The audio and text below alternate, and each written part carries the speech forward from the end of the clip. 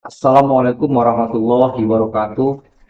Semangat pagi, Pak Boy. Izinkan saya Eko Triharno untuk menyampaikan hasil jawaban ujian tema semester atau UTS mata kuliah pengantar teknologi informasi. Untuk UTS ada 6 soal pertanyaan.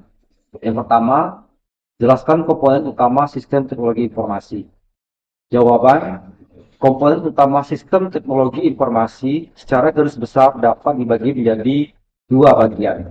Yang pertama itu perangkat keras, dan yang kedua yaitu perangkat lunak.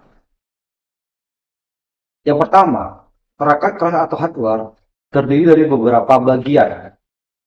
Yang pertama, info device. Info device merupakan perangkat yang digunakan untuk memasukkan data. Contohnya keyboard, mouse, mikrofon, dan kamera. Yang kedua yaitu processing unit. Biasa disebut dengan CPU atau Central Processing Unit. Merupakan pusat atau otaknya komputer. Terdiri atas komponen aritmatika dan logika, unit control, dan main memory. Yang ketiga, output device. Yaitu perangkat yang digunakan untuk menyajikan atau menampilkan data. Contohnya monitor, proyektor, speaker, dan yang lainnya. Yang keempat adalah storage. Merupakan perangkat yang digunakan untuk menyimpan data. Contohnya hard disk dan flash disk. Yang kedua yaitu perangkat lunak atau software. Software merupakan program komputer yang dibuat dengan skrip bahasa pemrograman tertentu. Software dibagi ke dalam 4 bagian. Yang pertama, sistem operasi. Software yang berfungsi untuk mengatur sistem kerja semua hardware dan software yang ada pada komputer. Contoh Windows, macOS, Linux, Chrome OS, dan yang lainnya. Yang kedua adalah aplikasi. Yaitu software yang digunakan untuk mengerjakan tugas tertentu. Contohnya untuk membuat surat menggunakan aplikasi Microsoft Office Word. Dan yang ketiga bahasa pemrograman, yaitu instruksi-instruksi yang berupa kode program yang digunakan untuk membuat software aplikasi. Yang keempat adalah bahasa atau query, yang digunakan untuk mengolah data pada sebuah aplikasi, contohnya HTML. Pertanyaan yang kedua, sebutkan peranan dan manfaat teknologi informasi. Jawaban, peranan dan manfaat teknologi informasi sangat bermanfaat di berbagai bidang. Di antaranya bidang pendidikan, bidang pemerintahan, bidang ekonomi, dan keempat bidang kesehatan medis. Yang pertama, di bidang pendidikan, contoh pemanfaatan teknologi informasi yaitu pertama untuk ujian nasional.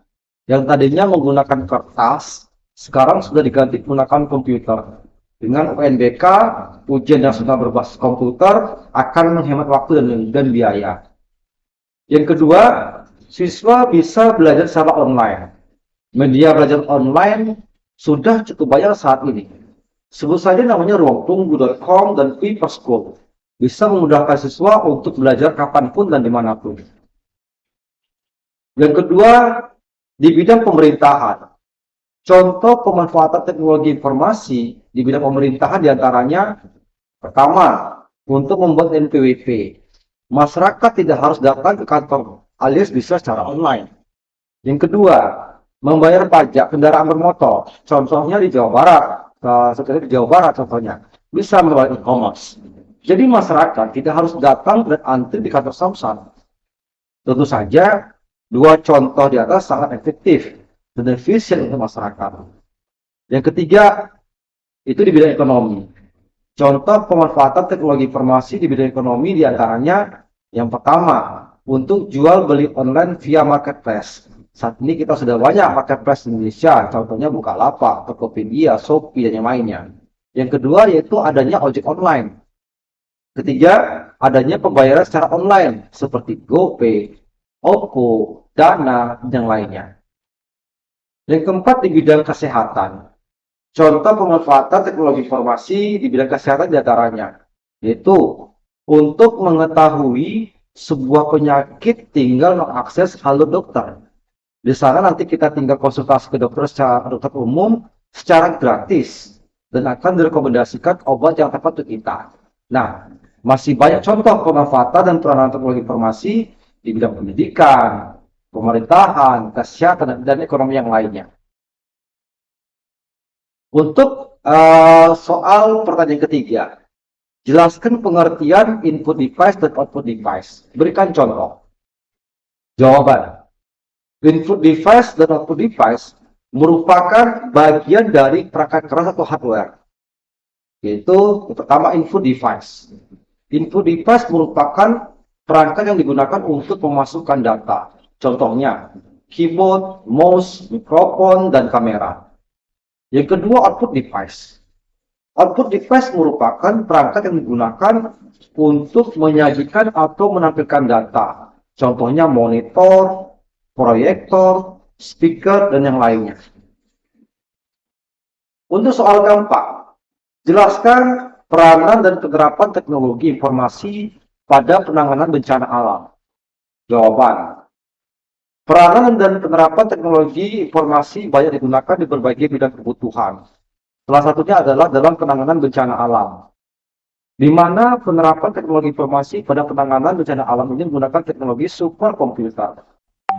Aplikasi penggunaannya yaitu contoh simulasi cuaca dan iklim. Superkomputer digunakan untuk membuat model cuaca dan iklim yang akurat. Yang penting untuk peramalan cuaca, studi perubahan iklim dan bencana alam. Jadi peranan dari teknologi informasi yaitu untuk memberikan informasi dini tentang potensi gempa, tsunami, banjir, dan letusan gunung berapi. Bagaimana penerapannya? Penerapannya yaitu adanya sensor seismik untuk deteksi gempa bumi. Kemudian kita masuk pertanyaan kelima. Jelaskan tentang data dan informasi. Jawaban. Yang pertama, data. Data adalah kumpulan fakta mentah, angka, simbol, teks, gambar, ataupun suara yang belum diolah dan belum memiliki makna tertentu. Data menjadi bahan dasar untuk menghasilkan informasi. Contoh data. Nilai ujian siswa 75, 85, 100. Contoh lagi, tanggal lahir, tanggal 12, bulan 12, tahun 1987. Contoh ketiga, nama, ada Randi, ada Via, dan yang lainnya. Kesimpulannya adalah, data merupakan bahan mentah yang belum diolah dan belum memiliki arti yang jelas. Yang kedua, informasi.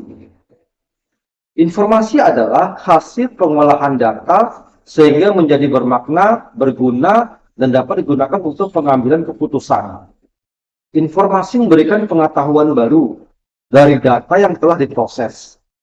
Contoh informasi. 1. Rata-rata dengan ujian kelas 7 adalah 80. Yang kedua, siswa dengan nilai tertinggi adalah Siti dengan nilai 95. Kesimpulan, informasi adalah hasil pengolahan data yang memiliki makna dan nilai guna. Kita masuk pertanyaan ke-6.